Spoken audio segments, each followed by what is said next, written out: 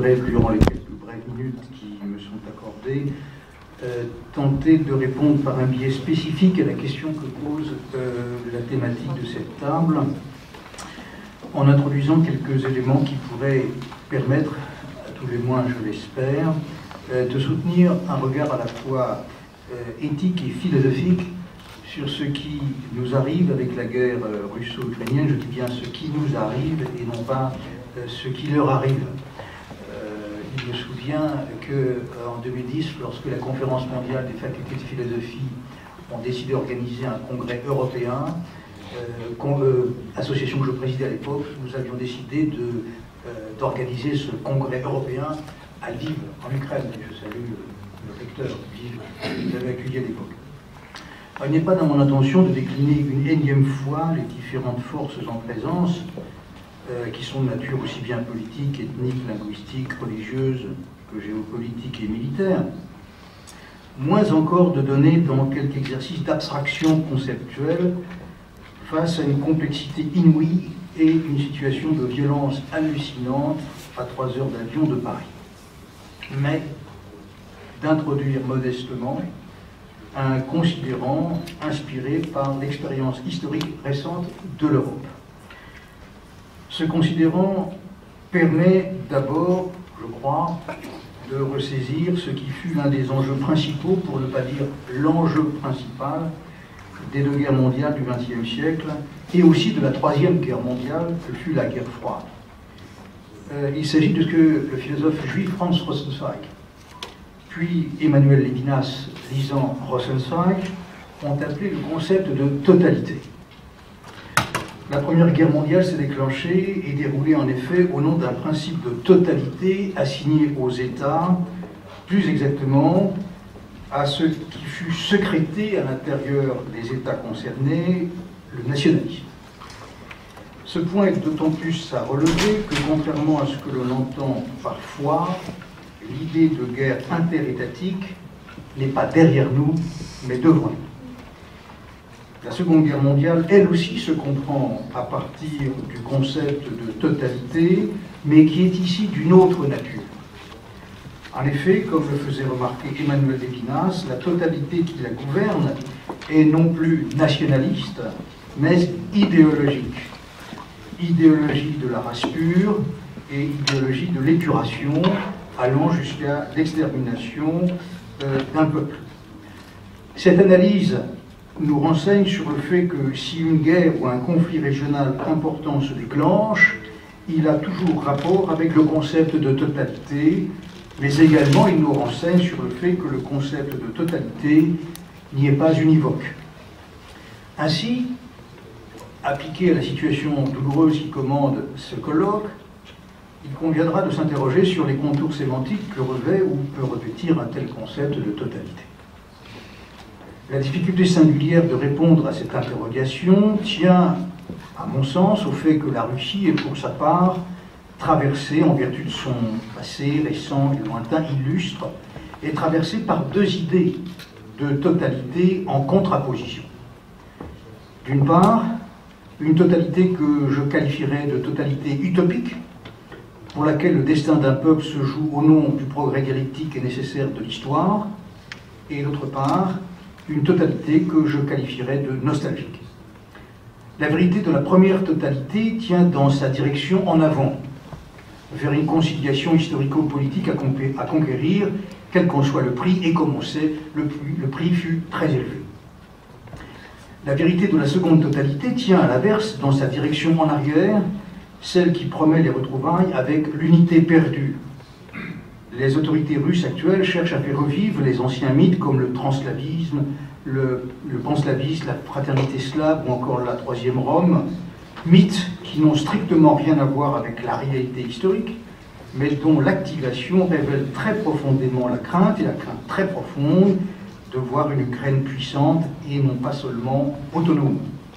Question donc, au nom de laquelle de ces 2 totalités a lieu le conflit ou la guerre russo-ukrainienne actuelle. Il n'est pas interdit de répondre, au moins à titre hypothétique, que les succès remportés par la Russie au sein de sa propre population, en dépit des poches de conflits de résistance, que les succès remportés par la Russie au sein de sa propre population dans ce conflit, dans cette guerre, tiennent à l'équivoque maintenu, voire délibérément entretenu à cet égard. On ne peut qu'être frappé par les connivences historiques, parfois dissimulées mais bien réelles. Je dis bien que certaines autorités religieuses, je dis bien certaines autorités religieuses, ont pu établir avec la première totalité et conserver avec la seconde. Face à ces données, le fait que la Russie ait économiquement besoin de l'Ukraine, notamment aujourd'hui dans son industrie militaire, des composants ukrainiens, par exemple les missiles de sous-marins, etc., cela n'est peut-être pas négligeable, mais reste mineur. La Russie a besoin de l'Ukraine comme élément édificateur du mythe fondateur russe.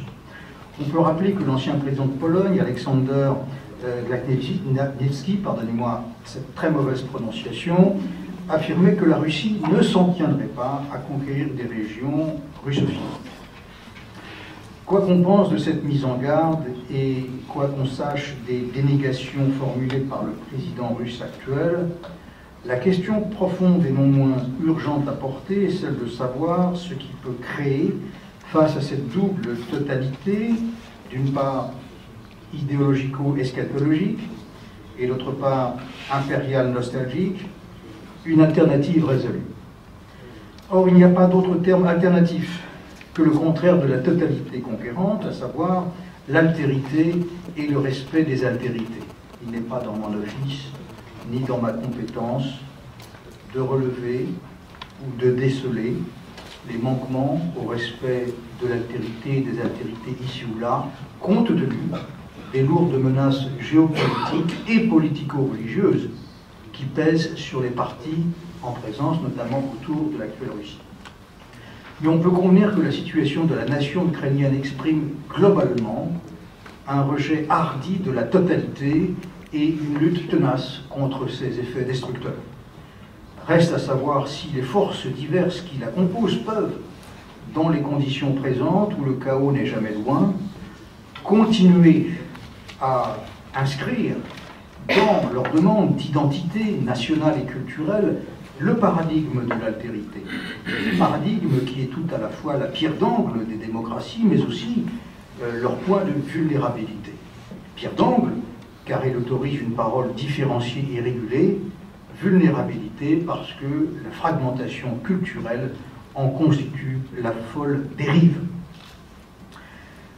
C'est ici que l'expérience et la tradition européenne est justement une expérience et une tradition spirituelle de l'altérité vis-à-vis de l'Ukraine qui la sollicite pour des raisons de profondeur, a une responsabilité historique qui l'oblige éthiquement. J'ai presque terminé. Cette responsabilité consiste d'abord pour l'Europe à vérifier sur ses propres bases la frontière entre, d'une part, l'identité et sa dérive possessive, d'autre part, entre l'altérité et sa dérive fragmentaire. C'est ici qu'intervient pour l'Europe et donc aussi pour tous ceux qui craignent les retours ou les reflux de la totalité, c'est ici qu'intervient la question de leur rapport au christianisme. S'il est vrai que le christianisme est une religion de la sortie de la totalité. S'il y a donc un enjeu spirituel, voire théologique, à la question éminemment grave qui nous mobilise ici, c'est à ce plan précis où est récusé le César qui non seulement se fait toujours Dieu, mais qui en même temps et surtout dévoie et masque le sens de la divinité, divinité qui en christianisme est inséparable de l'altérité, précisément. C'est ici également, à mes yeux, que font sens les séquences présentes dans le titre de cette table ronde, les démocraties et les réseaux de pouvoir.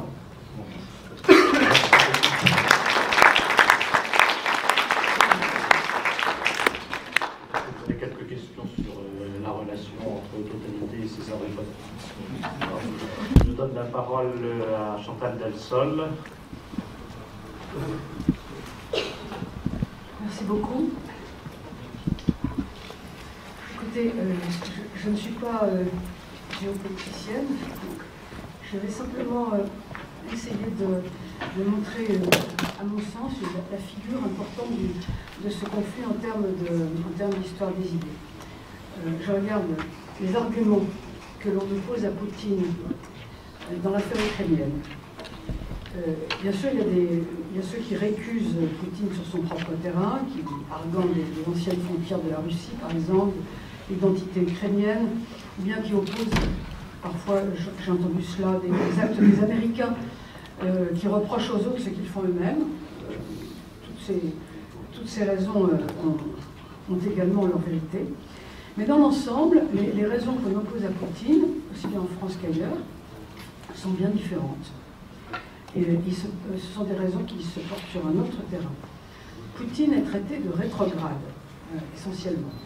C'est-à-dire qu'il est récusé parce qu'il obéirait à des motifs et à des finalités qui n'ont plus cours. Je voudrais insister là-dessus. Les termes mêmes de ce type de combat, des modalités qui n'ont plus cours, ces termes mêmes sont considérés comme illégitimes. C'est-à-dire que c'est un combat qui est considéré par beaucoup comme illégitime, pour cette raison. Et les revendications et projets de Poutine sont délégitimés parce qu'ils sont considérés comme des injures au progrès. Ça me paraît très intéressant pour l'avenir de l'Occident, notamment. On pourrait dire que Poutine est déconsidéré parce que, pour reprendre l'expression d'Ortega y Gasset, il est tombé de la hauteur des temps. Vous voyez, c'est un genre d'argument qui ne se cherche ni concession ni discussion. Il est, par définition, la personne qui utilise ce genre de motif est tout de suite délégitimée. Ça équivaut à un ostracisme définitif et radical. Alors, par exemple, revendiquer un territoire, hein, le fait de revendiquer un territoire et de l'occuper, la Crimée, de revendiquer le nationalisme, voire même l'impérialisme, ceci n'entre plus dans les problématiques du progrès. Par conséquent, ce n'est plus un comportement légitime.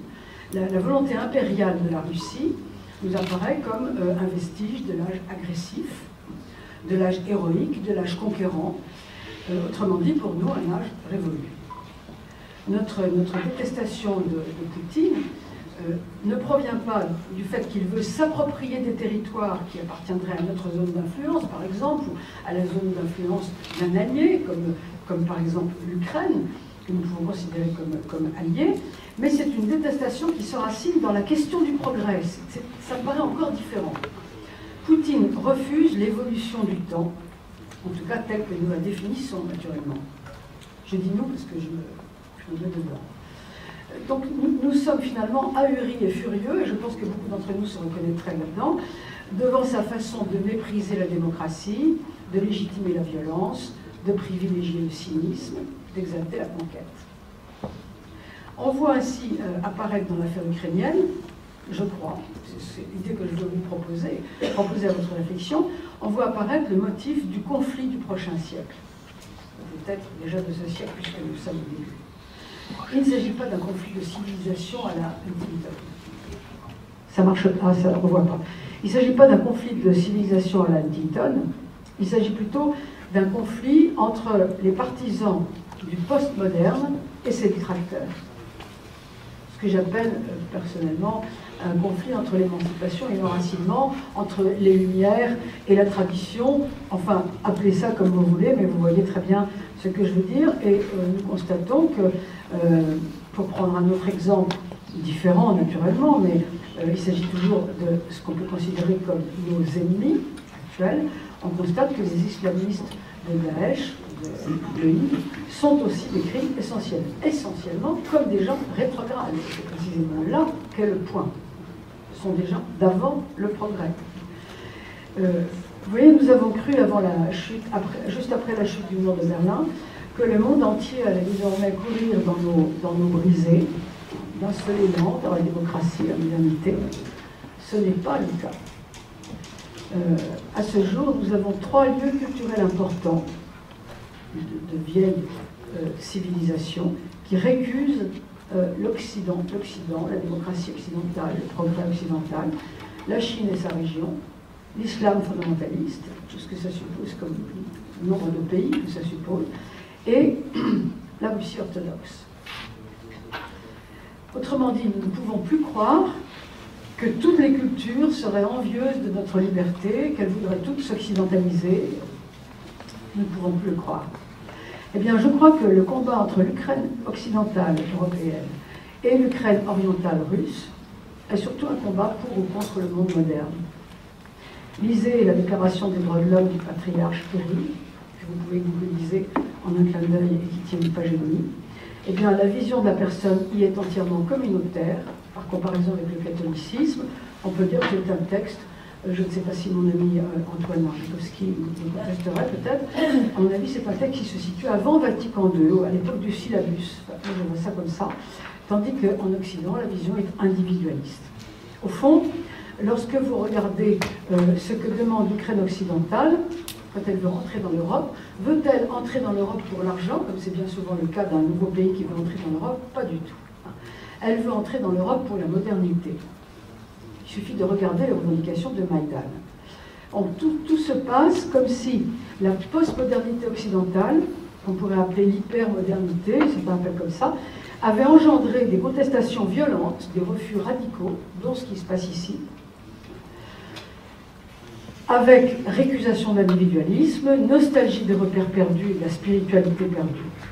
Il s'agit d'un courant qui ne s'en remet pas de voir le héros remplacé par le commerçant et qui rêverait finalement de se débarrasser à la fois, en vrac, du matérialisme, de l'internationalisme, du libéralisme, du pacifisme et du catholicisme considéré comme promoteur de tout cela. C'est bien pour cela, parce que, à mon avis, c'est là l'un des visages importants de cette guerre. C'est bien pour cela que nous avons en France une 5e colonne poutinienne. Vous avez cité tout à l'heure mon ami Philippe de Villiers, avec lequel je ne suis d'accord sur rien, même si c'est lui. Eh bien, il appartient, et peut-être est-il l'une des figures importantes de cette 5e colonne française qui travaille du côté de Poutine. C'est intéressant à signaler, c'est parce que cette guerre est internationaliste, au fond. Donc, je conclus en disant que le différend entre l'Occident et la Russie, qui s'exprime vertement, c'est un euphémisme à travers la crise ukrainienne, n'est pas seulement un désaccord géopolitique, ni politique, ni une simple question d'influence, c'est une dissension, je crois, beaucoup plus profonde, qui met en jeu la lutte absolument titanesque entre la modernité et l'anti-modernité. Merci.